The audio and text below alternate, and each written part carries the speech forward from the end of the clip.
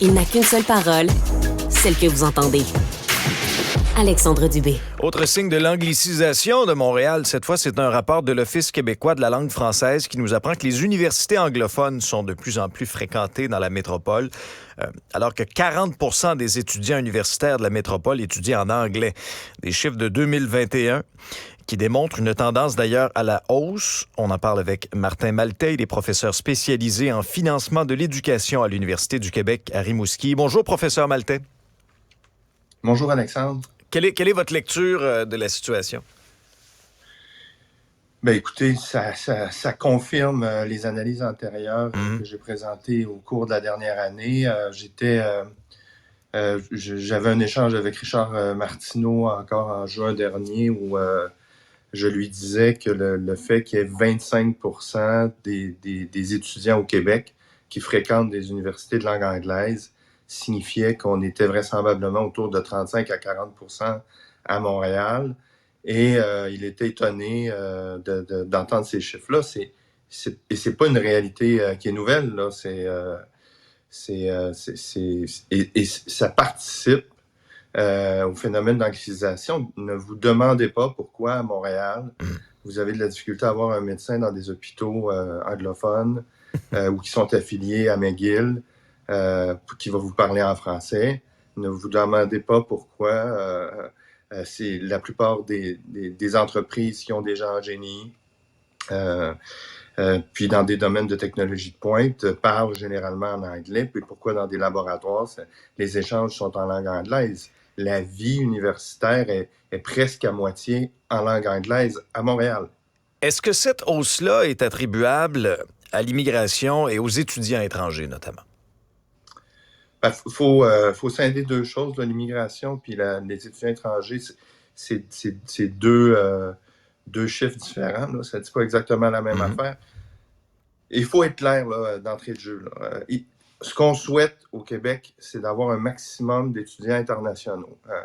Ça, on en veut. Mais ce qu'on veut aussi, c'est que quand on investit de l'argent et que Québec subventionne des étudiants internationaux, on doit changer notre façon de faire et exiger qu'ils fréquentent des universités de langue française pour bénéficier de tarifs préférentiels.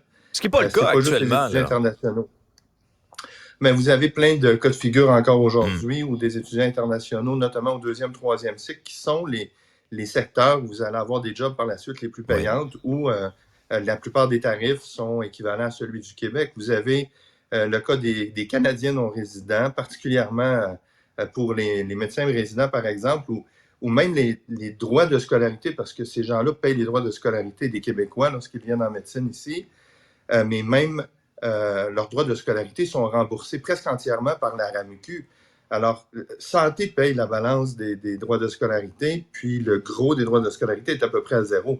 Vous êtes étudiant à Toronto, vous voulez faire médecine, ou vous êtes à Ottawa, vous faites quoi? Vous vous en allez au Québec où ça ne vous coûte rien. Vous faites votre parcours dans une des plus prestigieuses universités au monde, et puis ensuite, vous partez.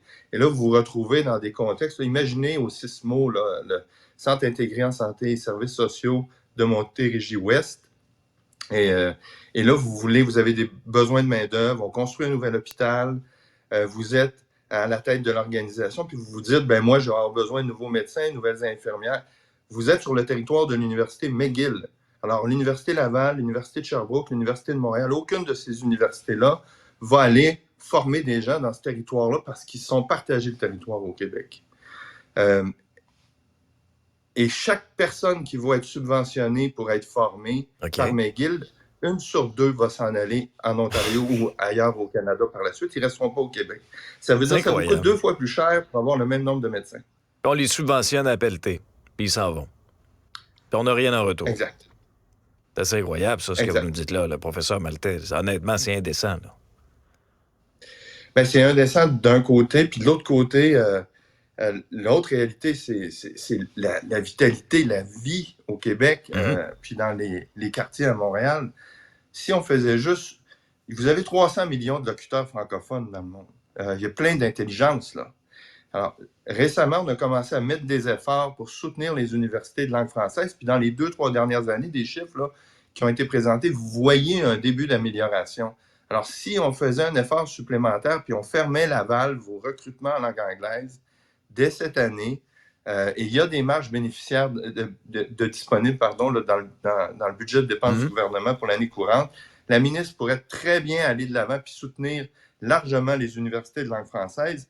Puis trompez-vous pas, là, la population au Québec va continuer de croître de façon importante dans les années qui viennent. La demande pour toutes les professions universitaires va être importante et le défi qu'on va avoir, c'est de le faire en langue française. Or, sur l'île, sur l'île de Montréal, vous avez 76 000 personnes qui fréquentent, ou un peu moins, là, 74 000, là, enlevons Bishops là, du calcul, qui fréquentent des universités en langue anglaise et 114 000 en langue française. Là, vous êtes dans une équation où vous devez augmenter de façon importante votre capacité à offrir des formations en langue française. Puis pour faire ce rattrapage-là, ça veut dire d'augmenter de presque le double là, la capacité universitaire en langue française. Alors, vous pouvez comprendre le discours de l'UQAM.